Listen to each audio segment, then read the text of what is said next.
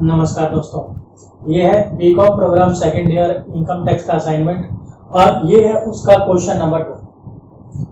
दोस्तों ये question number 2 बहुत ही अच्छा क्वेश्चन है, हाउस प्रॉपर्टी का ही सवाल है। अगर आप इसे अटेम्प्ट करते हैं तो एक ही क्वेश्चन के अंदर आराम से आप पूरे नंबर ले सकते हैं। ये बहुत से यूट्यूबर्स ने मैंने देखा है, मैं बार बार मुझे बोलना पड़ रहा है कि यूट्यूबर्स पता नहीं कहाँ से क्या पढ़ के आ जाते हैं, कहाँ से क्वेश्चन देख लेते हैं, क्या उनको आता है, सब्जेक्ट नहीं आता है और कुछ भी उल्टा सीधा गलत सलत आंसर बनाए जा रहे हैं और बच्चों को जो इतना अच्छा मौका मिला है जिसे असाइनमेंट से वो बढ़िया नंबर ले सकते हैं, उस मौके के ऊपर एकदम पानी फेरे जा रहे हैं। अगर आप कहीं से असाइनमेंट अपना देखते हैं, आंसर देखते हैं, कॉपी करते हैं तो इस पर भी ध्यान दीजिए कि वो जो चैनल है कितना रिलायबल है। ऐसे ही किसी का भी सॉल्यूशन आप कैसे अपने आंसर शीट के अंदर लिखकर सबमिट करा सकते हैं, जबकि एक क्वेश्चन के ऊपर आपको 50-50 नंबर मिलने हैं या फिर 25-25 नंबर मिलने हैं। देखते हैं क्वेश्चन नंबर क्या है। क्वेश्चन नंबर 2 है, ये कहता है ये मिस श्रेया है 33 ईयर्स ओल्ड। देखिए 7-8 साल पहले फर्क पड़ता था, मेल फीमेल के लिए डिफरेंट इनकम टैक्स का स्लैब होता था, अब ऐसा नहीं है तो कोई फर्क नहीं पड़ता है। एक नॉन रेजिडेंट है, इससे जरूर फर्क पड़ता है। फिर एक हाउस प्रॉपर्टी है इनके पास जो उन्होंने किराए पर दे दी है 1 अक्टूबर 2018 को। कंस्ट्रक्शन इसका कंप्लीट हुआ है 1 सितंबर 2018 को, यानी कि प्रीवियस ईयर के अंदर ही इसका कंस्ट्रक्शन कंप्लीट हुआ है। द हाउस जो हाउस किराए पर दिया है वो दिया है 75,000 रुपए महीने के रेंट में। 2 महीने का रेंट मिल नहीं पाया है। बाकी की डिटेल्स है। म्यूनिसिपल वैल्यू 50,000 रुपए पर मंथ। म्यूनिसिपल टैक्स जो है 18-19 का वो 50,000 का है, जिसमें से 30,000 की पेमेंट हुई है और इस 30,000 में से 20,000 ही मालिक ने पे किया है, 10,000 जो है वो किराएदार ने पे किया है। फिर इस मकान को बनाने के लिए श्रेया ने एक लोन लिया था 15 लाख रुपए का HDFC बैंक से 1 सितंबर 2013 को 12.5% पर, और इसके जो कंस्ट्रक्शन है उसके लिए 2 लाख रुपए इन्होंने पे भी कर दिए थे। कब? 31 मार्च 2016 को, यानी 31 मार्च 2016 के बाद से लोन रहेगा 13 लाख का। बाकी का जो अमाउंट है वो अनपेड है। फिर इसके अलावा 30,000 रुपए मेडिकल ट्रीटमेंट के लिए खर्च करती है वो, और 5,70,000 रुपए उसकी अपनी इनकम फ्रॉम अदर सोर्सेज है, और शॉर्ट टर्म कैपिटल लॉस है इसका 50,000 रुपए का। तो ये क्वेश्चन है, हमें इसकी इनकम कैलकुलेट करनी है और फिर उसके ऊपर जो टैक्स बनता है वो टैक्स भी कैलकुलेट करना है। तो आइए देखते हैं क्वेश्चन कैसे करेंगे। देखिए ये हाउस प्रॉपर्टी का क्वेश्चन है, मेरे पास है म्यूनिसिपल वैल्यू 50,000 की, और मैं 7 महीने की क्यों लिया है, क्योंकि जो कंस्ट्रक्शन ही कंप्लीट हुआ है 1 सितंबर 2018 को। देखिए हमारा जो प्रीवियस ईयर है 18-19, हमें 18-19 के दौरान जो कुछ भी हुआ है सिर्फ उसी का ही ध्यान रखना है। अब जब 1 सितंबर 2018 से ही मकान कंप्लीट हुआ है तो उसके आगे का टाइम पीरियड ही काउंट होगा, और वो आपके देखिए कितने बनेंगे, सितंबर, अक्टूबर, नवंबर, दिसंबर, जनवरी, फरवरी, मार्च, 7 महीने बनते हैं। तो 7 महीने की कैलकुलेशन होगी। तो 7 महीने का ये बन गया म्युनिसिपल वैल्यू। इसी तरह से फेयर रेंट भी 7 महीने का बनेगा 5,25,000। देखिए जब कभी भी जो आपको रेंट है पूरा नहीं मिल पाता है, या एक पूरे साल के लिए किराए पे नहीं होता, पर्टिकुलर टाइम के लिए किराए पर होता है, तो उस केस के अंदर आपको फेयर रेंट जरूर निकालना चाहिए।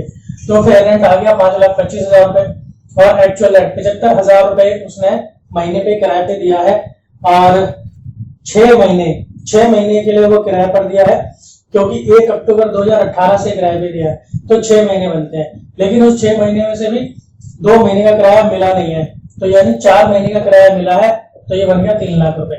अब पहला पड़ाव ये आता है कि ग्रॉस एनुअल वैल्यू कैसे कैलकुलेट हुई है।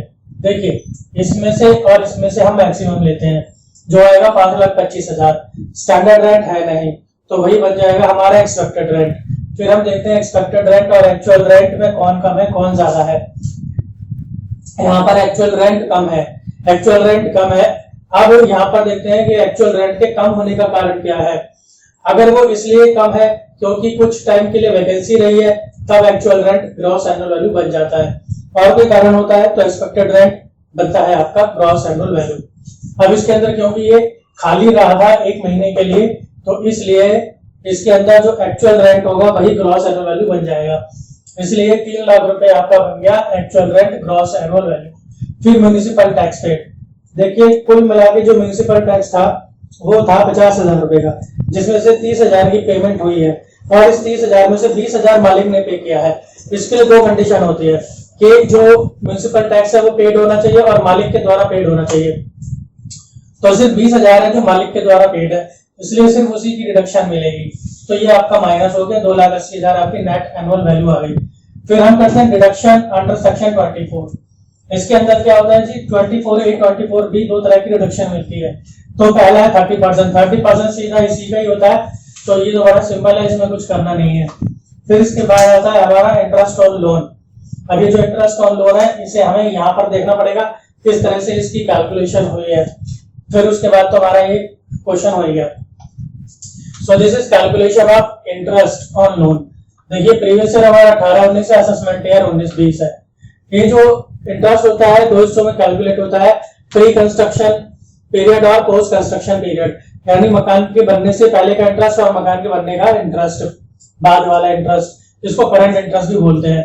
तो मैं जो पोस्ट वाला है ना उसको पहले कैलकुलेट करता हूँ, जो पोस्ट कंस्ट्रक्शन वाला है इसे मैं पहले कैलकुलेट करता हूँ क्योंकि ये सिंपल होता है। देखिए उसने 2 लाख रुपए की पेमेंट कर दी थी 31 मार्च 2016 को, इसलिए जब हम 18 में पहुंचेंगे, प्रीवियस ईयर हमारा 18-19 है, हमें सिर्फ इसी की कैलकुलेशन करनी है। तो जब हम 18-19 में पहुंचेंगे तो ये लोन रह गया वो 13 लाख का रह गया है, तो इसलिए 13 लाख का सीधा सीधा 12.5% कर देंगे।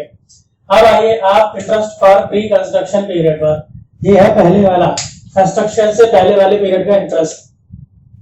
अब यहाँ पर इंटरेस्ट निकालने से पहले हमें पीरियड निकालना होता है, तो पीरियड कैसे निकलता है, देखिए ये वो डेट होती है जहां पर आपने लोन लिया, ये लोन लेने वाली डेट होती है। 1 सितंबर 2013 को उसने लोन लिया। फिर होता है कंस्ट्रक्शन कब कंप्लीट हुई है, फिर आप वो वाली डेट दें, तो 1 सितंबर 2018 को कंस्ट्रक्शन कंप्लीट हुआ है। रूल कहता है पिछली वाली 31 मार्च आपने लेनी है। अगर 1 सितंबर 2018 को कंस्ट्रक्शन कंप्लीट हुआ है तो इसके ठीक पिछले वाली 31 मार्च कौन सी आएगी, 2018 की ही आएगी। तो ये जो पीरियड बना 55 महीने का, ये बनता है आपका प्री कंस्ट्रक्शन पीरियड। इसके लिए इंटरेस्ट कैलकुलेट करना है। अब ये जो प्री कंस्ट्रक्शन पीरियड है अब ये दो हिस्सों में बढ़ जाएगा, क्योंकि उसने लोन की पेमेंट कर दी थी 31 मार्च 2016 को 2 लाख रुपए की। तो ये तो लोन लिया था और इस डेट तक उसने 2 लाख की पेमेंट कर दी, इसलिए एक टुकड़ा ये बना दिया और एक टुकड़ा इसके आगे से बना दिया। ये बने 31 महीने, ये बना 24 महीने। यहाँ पर 31 महीने का इंटरेस्ट लगाते हैं। इस दौरान 15 लाख का लोन था, इसलिए 15 लाख गुणा 12.5% गुणा 31/12, ये 31 महीने को साल में कन्वर्ट कर दिया। फिर प्लस ये वाला इंटरेस्ट, ये वाला इंटरेस्ट इसका है और ये वाला इंटरेस्ट इसका है। फिर इसमें हम प्लस कर देंगे। इस दौरान 2 लाख रुपए की पेमेंट हो चुकी थी, तो 13 लाख का लोन रह गया है, तो 13 लाख 12.5% और ये 24 महीने बने 24/12। ये टोटल जितना भी इंटरेस्ट बनता है ये आपको 5 इंस्टॉलमेंट के अंदर अलाउ होता है, इसलिए इसको कर देते हैं 1/5। ये आने वाले 5 सालों में इसकी रिडक्शन मिलेगी 5 टुकड़ों के अंदर। तो ये इंटरेस्ट इतना बन गया और 1/5 है, फिर इसको प्लस करके 5 से डिवाइड किया तो ये बन गया। अब एक इंटरेस्ट आपके पास ये वाला है और एक इंटरेस्ट आपके पास ये वाला है। इन दोनों इंटरेस्ट को अगर आप जोड़ देते तो आपका टोटल इंटरेस्ट बन जाता है। वही 3,24,375 इंटरेस्ट यहाँ पर रखा। अब ये 2,80,000 में से ये दोनों आइटम हो जाएंगी माइनस, क्योंकि ये डिडक्शन वाली आइटम है, ये दोनों माइनस हो जाएंगी। अब ये देखा जाए तो ये कम है अमाउंट और ये वाला ज्यादा बन रहा है, तो ये क्या आ रहा है ध्यान रखिए, इस बार हमें आ रहा है लॉस। तो दोस्तों ये लॉस है, इसे आप ब्रैकेट में भी रख सकते हैं। This is loss from house property. तो जो हाउस प्रॉपर्टी वाला हिस्सा था वो हमने यहाँ पर कैलकुलेट कर लिया। अब जो इसके आगे का है कि ग्रॉस टोटल इनकम और टोटल इनकम कैलकुलेट करना और फिर उसके ऊपर टैक्स लगाना, उसको हम देखते हैं अगली स्लाइड में। आइए अब चलते हैं इसके दूसरे हिस्से पर, जहां पर हमें कैलकुलेट करनी है टोटल इनकम और टैक्स लायबिलिटी। तो ये बनता है कैसे, हम जितनी भी इनकम से उन सबको जोड़ लेते हैं। जैसे income from house property, house property से हमें ये इनकम बनी थी लॉस 1,28,375, वो आ गया। फिर income from other source question में दिया है उसको 5,70,000 का इनकम फ्रॉम अदर सोर्स हुआ है। इसे हम ऐड कर देते हैं। अब क्योंकि ये नेगेटिव है तो इसलिए इसमें से ये माइनस हो जाएगा, ये बन गया हमारा ग्रॉस टोटल इनकम।